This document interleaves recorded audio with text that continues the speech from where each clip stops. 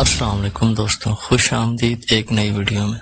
ایک ہوائی جہاز مغربی علاقے کی طرف روانہ تھا۔ اس میں ایک پڑھا لکھا مسلمان بھی سفر کر رہا تھا۔ جب ایئر ہوسٹس نے دوسرے مسافروں کے ساتھ اس کو بھی شراب پیش کی تو اس نے شراب پینے سے انکار کر دیا، جس پر ایئر ہوسٹس اپنے سپروائزر کو مطلع کیا۔ سپروائزر نے پوچھا کہ ہماری خدمت گاری میں کوئی کمی رہ گئی ہے جو آپ شراب پینے سے انکار کر رہے ہیں؟ یہ شراب مہمانداری کے طور پر پیش کی جا رہی ہے۔ مسلمان مسافر نے اسے بڑے خلوص سے سمجھایا کہ وہ مسلمان ہے اور شراب نہیں پیتا، یہ میرے لیے حرام ہے۔ سپروائزر بار بار اصرار کرتا رہا کہ وہ شراب ضرور نوش کرے۔ اس کے مسلسل اصرار پر مسافر نے کہا کہ ایسا کرو کہ یہ جام پہلے پائلٹ کو دو۔ سپروائزر کہنے لگا ایسا کیسے ہو سکتا ہے کہ وہ شراب پی کر جہاز اڑائے؟ وہ ڈیوٹی پر ہے، اور اگر وہ ڈیوٹی کے دوران شراب پیے گا تو اس بات کا 100% امکان ہے کہ جہاز حادثے کا شکار ہو کر تباہ ہو جائے گا۔ مسافر نے سپروائزر کو کہا میں مسلمان ہوں، میں اپنے ایمان کو بچانے کے لیے ہر وقت ڈیوٹی پر ہوتا ہوں، اور اگر میں شراب پیوں گا تو اس بات کا 100% امکان ہے کہ میں حادثے کا شکار ہو جاؤں گا اور اپنے ایمان کو تباہ کر بیٹھوں گا۔ ایک مسلمان کے لیے ایمان و اسلام سب سے عظیم نعمت اور دنیا کا سب سے قیمتی اثاثہ ہے۔ اس پر دنیا و آخرت میں کامیابی کا مدار ہے۔ دنیا میں عزت، عروج و بلندی، شان و شوکت اسی ایمان سے وابستہ ہے، اور موت کے بعد کی دائمی زندگی میں راحت اور سکون اور وہاں کے ناقابل تصور عذاب سے نجات بھی اسی سے متعلق ہے۔ جس نے دنیا سے جاتے ہوئے اپنے ایمان کو بچا لیا اور کلمہ شہادت پر یقین رکھا، اس کے بارے میں قرآن و حدیث میں صاف لفظوں میں بتایا گیا کہ وہ کامیاب ہے۔ اگر بعض گناہ کے سبب جہنم میں جانا بھی پڑا تو ایک متعین وقت کے بعد وہاں سے نکال لیا جائے گا اور جنت میں داخل کیا جائے گا۔ وہ ہمیشہ رہے گا، جو ایک انسان کے لیے سب سے بڑی نعمت۔ اس لیے ہر مسلمان کو چاہیے کہ وہ ہمیشہ اپنے ایمان پر قائم رہے۔ اللہ تبارک تعالی ہمیں سمجھنے کی اور نیک عمل کرنے کی توفیق عطا فرمائے،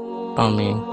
آپ سے گزارش ہے چینل پر نئے ہیں تو سبسکرائب کریں، ویڈیو اچھی لگی تو لائک کریں، اپنے دوستوں کے ساتھ ضرور شیئر کریں، اپنی قیمتی رائے کا اظہار کامنٹ سیکشن میں ضرور دیں۔ ملتے ہیں اگلی ویڈیو میں، تب تک کے لیے خدا حافظ۔